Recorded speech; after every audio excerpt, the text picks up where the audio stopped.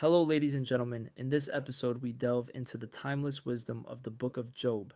Get ready to explore 20 insightful questions that unravel the profound journey of Job and his quest for understanding amidst suffering. Let's begin with first question. How does God respond to Job's questioning? By challenging Job's perspective, by ignoring Job's pleas, or by punishing Job? God doesn't directly address Job's accusations in Book of Job. His response with questions about creation can be seen as a challenge back. What is the primary theme of the Book of Job? Kingship and sovereignty, redemption and forgiveness, or suffering in the nature of God's justice? The primary theme of the Book of Job is the struggle to understand unmerited suffering. Who challenges Job's righteousness in the heavenly court?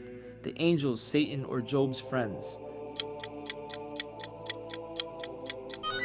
In the book of Job, it's Satan, also referred to as the adversary or the accuser, who challenges Job's righteousness in the heavenly court. What does Job lose at the beginning of the story? Health and family, wealth and children, or fame and reputation? Job loses his wealth and children in quick succession, marking the beginning of his trials. How do Job's friends respond initially to his suffering? They offer comfort and support. They criticize and accuse him, or they remain silent. The book of Job highlights that Job's friends came to him and sat with him for 7 whole days in silence, according to Job 2:13, but then their response take a problematic turn. Who speaks from the whirlwind in the latter part of the book? Satan, God, or Job's wife? According to Job 38:1, it is God who speaks from the whirlwind. What is the final outcome for Job at the end of the book? Restoration and blessing, continued suffering, or eternal damnation? Job is ultimately restored and blessed by God, receiving twice as much wealth and a new family after his period of suffering.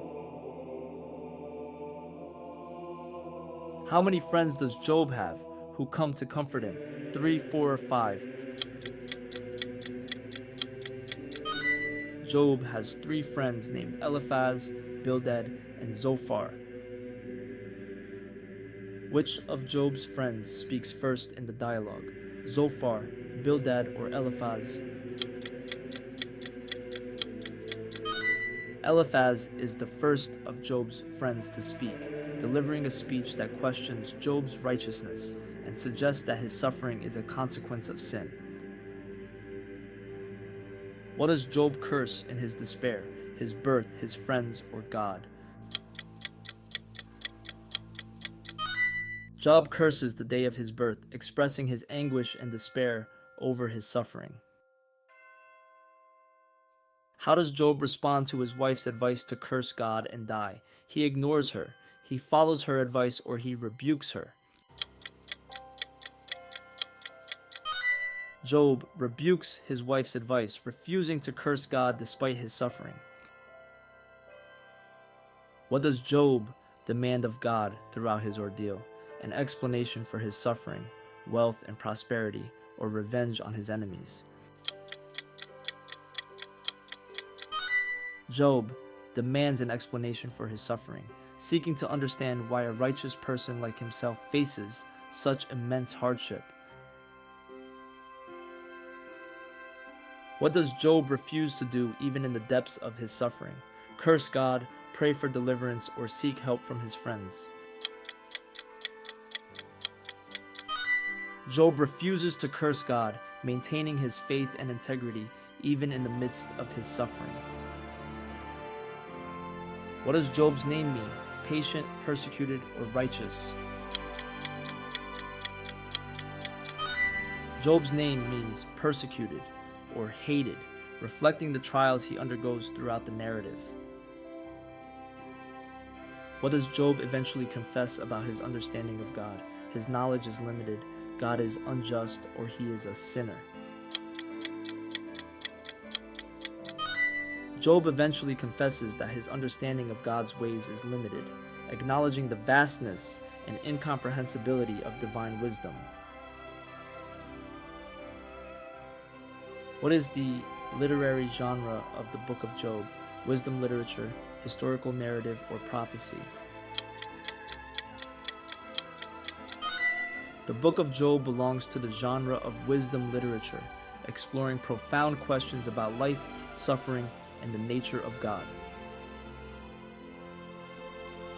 How does Job respond to God's questions from the whirlwind? He humbly acknowledges his limitations. He challenges God's authority, or he remains silent. Job humbly acknowledges his limitations and lack of understanding in response to God's questions, recognizing the vastness of God's wisdom compared to his own.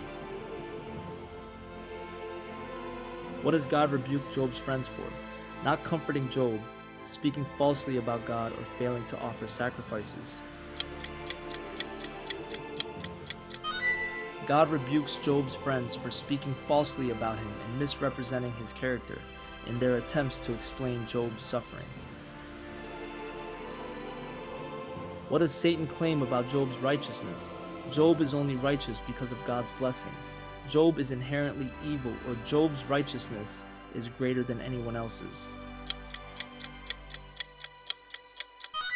Satan claims that Job is only righteous because God has blessed him abundantly, implying that Job's righteousness is self-serving rather than genuine.